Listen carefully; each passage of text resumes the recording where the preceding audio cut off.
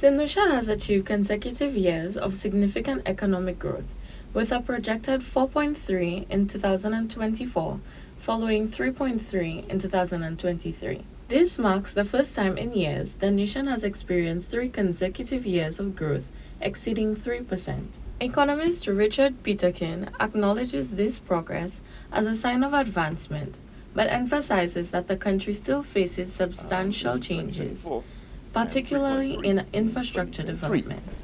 And this would be the first time for ages, or for a long time, in which we've had 3 years of growth above 3%.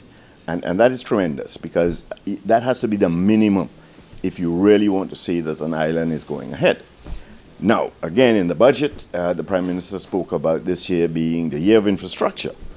So the hope of a lot of people is that we would have seen significant changes in terms of some of the incomplete projects being finished, new projects starting, and infrastructure in areas that would really and truly help our economic growth. Despite being dubbed the Year of Infrastructure, some projects are still moving slowly.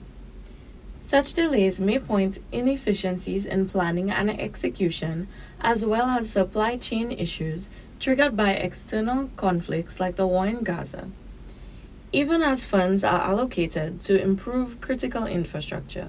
There has been some of that, but unfortunately, there's still a lot to be done, and a lot of questions as to why it takes so long. What is the Julian Alfred Highway is still not finished after so many years, and no real reason given as to why and what are the problems.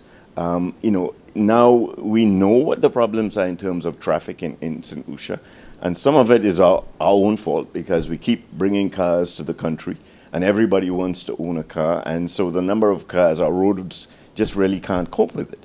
Another pressing issue is the growing number of vehicles on St. Lucian roads.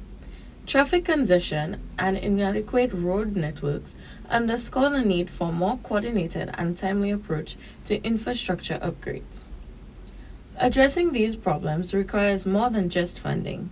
It demands efficient planning and execution to ensure sustainable development. So to that extent, a lot more has to be done in 2025 to really and truly make that, make infrastructure not just a question of spending money on things, but doing it properly, doing it quickly, and making sure that it benefits us, and we feel that at least things are going to be completed in sufficient time to really and truly improve our lives on a day-to-day basis. Peterkin calls for urgency in tackling these issues, noting that progress must be matched with efficiency. As the economy grows, so does the need for infrastructure that supports this growth, emphasizing the importance of timely and well-organized development strategies. For Choice News Now, I am Kenise Baptist.